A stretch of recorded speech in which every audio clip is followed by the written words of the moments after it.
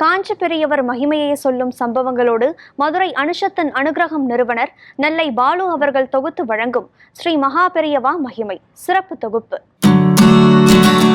வறியவருக்கு உணவு வழங்குவது மூதாதையருக்கு திதி கொடுத்த புண்ணியம் கிடைக்கும்.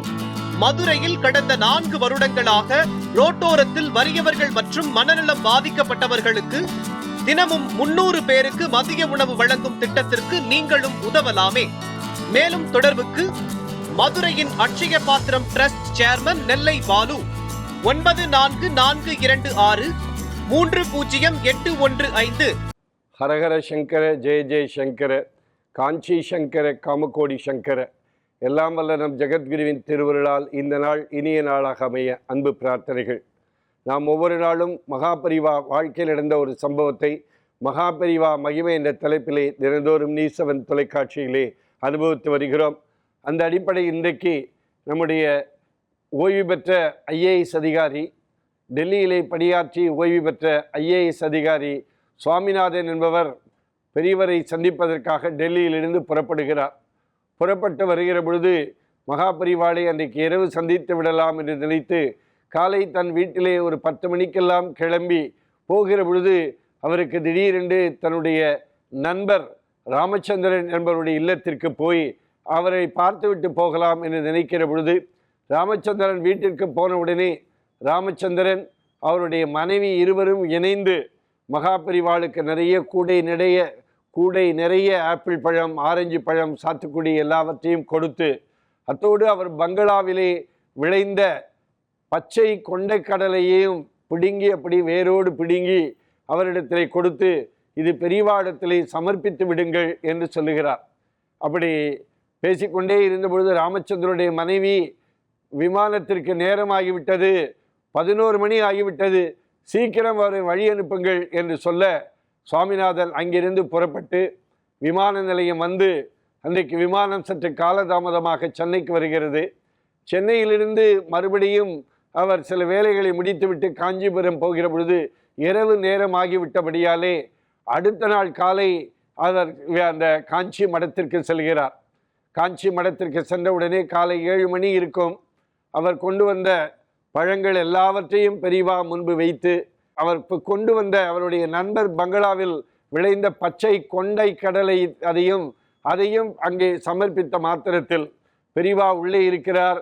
இப்பொழுது வெளியே வந்து எல்லோருக்கும் ஆசீர்வாதம் கொடுக்க இருக்கிறார் என்று சுவாமிநாதனிடத்திலே கண்ணன் என்பவர், மடத்து கண்பர் கண்ணன் என்பவர் அவரிடத்திலே சொல்ல உடனே அந்த பச்சை கொண்டை கடலையை பார்த்த உடனே இது என்ன என்று கேட்கிறார். பச்சை கொண்ட கடலை என்று சொல்லுகிறார்.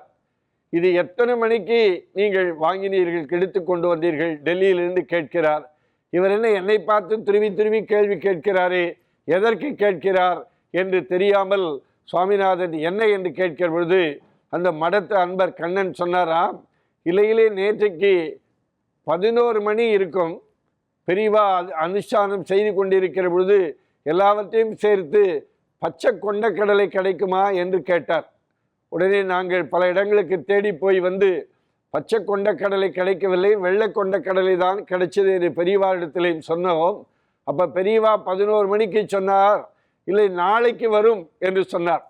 எங்களுக்கு ஒன்றுமே புரியவில்லை, என்ன நாளைக்கு வருமா என்று நாங்களே நினைத்து கொண்டிருந்த பொழுது அப்பொழுதுதான் அதனால்தான் உங்களிடத்தில் கேட்டேன் என்று சொன்ன உடனே இவருக்கு அந்த அவருடைய நண்பர் ராமச்சந்திரனுடைய மனைவி அந்த பச்சை கொண்ட கடலையை கொடுக்கிற பொழுது 11 மணி ஆகிவிட்டது, இப்பொழுது விமானத்தை பிடிக்க வேண்டும், சீக்கிரம் அவரை வழி அனுப்புங்கள் என்று சொன்ன செய்தி அந்த ஐஏஎஸ் அதிகாரி சுவாமிநாதனுக்கு ஏற்பட்டு, அவர் 11 மணி சொன்னதை நினைத்து கொண்டு இவரிடத்திலே ஆமாம் ஒரு 11 மணி என்று சொன்ன உடனே அதே 11 மணிக்குத்தான் மகாபரிவா எல்லாரிடத்தில் நாங்கள் தேடி போய் வெள்ளை கொண்டை கடலை தான் இருக்க என்று சொன்ன உடனே நாளைக்கு வரும் என்று பெரியவா சொன்னதாக சொன்ன செய்தியை சுவாமிநாதனிடத்திலே மடத்து அன்பர் கண்ணன் சொன்னதை பார்த்து எவ்வளோ பெரிய தீர்க்க தரிசனத்தோடு ஒரு செய்தி நடப்பதற்கு முன்பாகவே இது நாளைக்கு வரும் என்று சொன்ன மகாபரிவாவுடைய உன்னதமான தன்மையை சுவாமிநாதன் உணர்ந்து கொண்டார்.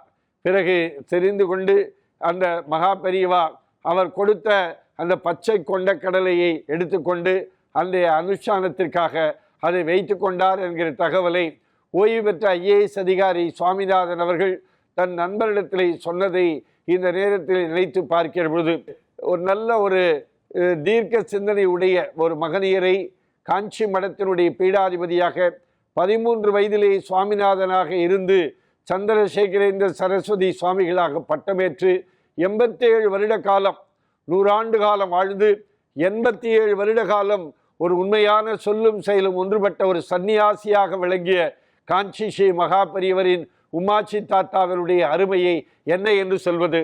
அப்படிப்பட்ட மகா பெரியவருடைய தத்துவங்களை சிந்தனைகளை நாம் வாழ்க்கையிலே உரிமைக்கொண்டு நாம் வாழ்க்கையில் நடந்து கொண்டால் நம் வாழ்க்கை செம்மையுறும்.